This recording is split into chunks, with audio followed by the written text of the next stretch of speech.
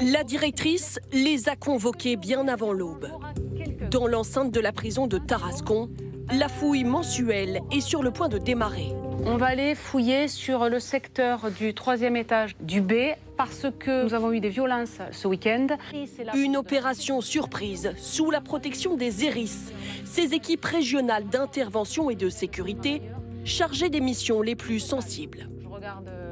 On va aller chercher les choses habituelles, objets dangereux pour les personnels, stupéfiants, téléphone. On fait silence. Silence, les gars. Silence. En mode commando, la vingtaine de surveillants s'élance sans un bruit, en colonne, dans ce dédale de Coursives. Il est 6 h du matin, les détenus dorment encore. 600 hommes en cellule individuelle, tous déjà condamnés à des peines supérieures à 2 ans de prison. On le fait après, quand on a commencé à taper. Pas de bruit, les gars. Allez, on y va. Allez, on se lève, ou dessus le dos. Allez, face au mur. Écartez les jambes. Première palpation dès la sortie de la cellule, pour vérifier qu'il n'est pas d'objet dangereux. Direction ensuite les sanitaires pour une fouille corporelle. En cellule, les recherches démarrent. Les surveillants ne s'arrêtent pas aux cachettes les plus évidentes. N'importe quel objet peut être suspect. Par exemple, sous l'évier. Le lavabo est creux, donc ça peut être une potentielle cache. Voilà, il n'y a rien. Au même moment, dans une cellule voisine, Qu'est-ce que vous avez trouvé, monsieur? Un téléphone portable et un câble avec un petit bloc charge. Il était caché à l'intérieur du frigo. Alors c'est la dernière cachette en vogue. Alors la cachette, c'est directement dans la lampe. Il s'amuse à creuser à l'intérieur, à démonter, à creuser, à cacher le téléphone directement là. Il y a du stupéfiant en plus. formellement interdit, 53 000 portables ont été saisis en prison l'an dernier. Voilà, donc vous aurez une procédure disciplinaire, il y aura les conséquences à assumer derrière. J'ai une question, est-ce que je pourrais passer vite, s'il vous plaît? Il n'y a pas de négociation. Allez, la porte est fermée. Pour ce téléphone, il risque 20 jours de quartier disciplinaire et d'éventuelles poursuites pénales, jusqu'à 5 ans de prison supplémentaire. Très bien, super.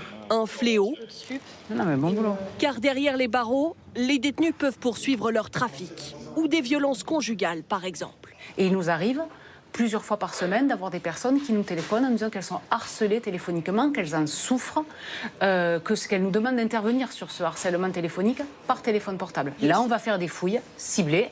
Ces fouilles ciblées peuvent être quotidiennes. Téléphoner en prison est pourtant un droit, via des cabines fixes, installées dans chaque cellule et les couloirs. La liste de leurs contacts est validée par l'administration pénitentiaire et les appels payants peuvent être écoutés. Déjà 1h30 de fouille, dans les étages, les esprits s'échauffent. Donc il reste 10 minutes, on termine, on envoie. Bilan de l'opération, sur 14 cellules fouillées, 3 smartphones retrouvés, plus une clé USB et des stupéfiants. Alors même que cette prison est équipée d'un brouillage total de téléphonie mobile. Il n'y en a qu'une vingtaine en France. Il n'y a aucun dispositif qui soit totalement imparable. Donc il y a les brouillages, il y a les portiques. Et quelque part, on doit absolument les compléter de sécurité active. C'est l'observation des personnels, c'est les fouilles en détention. À l'extérieur de la prison, ce syndicaliste critique un matériel déjà obsolète, selon lui. Quand le contrat et le marché public a été signé, la 5G n'était pas encore d'actualité et malheureusement, certains téléphones qui ont la 5G peuvent encore communiquer. Comment entre-t-il en prison? Une semaine plus tôt, ce surveillant a assisté à une livraison par drone. Et le drone se pose en stationnaire au-dessus de l'établissement avec une corde et un paquet qui pend en bas, en face en fait, de la cellule de celui qui doit le réceptionner. Des scènes de plus en plus fréquentes, comme sur cette vidéo. Ouais, lâche, frérot, lâche. Lâche. Depuis leur cellule, via les réseaux sociaux, En prison, j'ai ouvert un snack. les détenus partagent leur quotidien.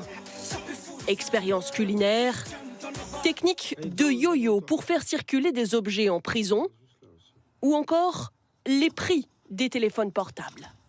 Un détenu se fait même surprendre en plein direct sur TikTok. Attends, je coupe. Bye bye. Nous avons pu joindre l'un d'eux sur son portable, projeté, dit-il, par un ami dans la cour de la prison. Je suis un peu suivi par les surveillants sur TikTok. Et en général, à chaque fois que je fais des lives, j'ai le droit à des fouilles. Récemment, je me suis fait saisir un téléphone. Actuellement, j'en ai 2 autres. Voilà, c'est du jeu, du chat et à la souris. Hein.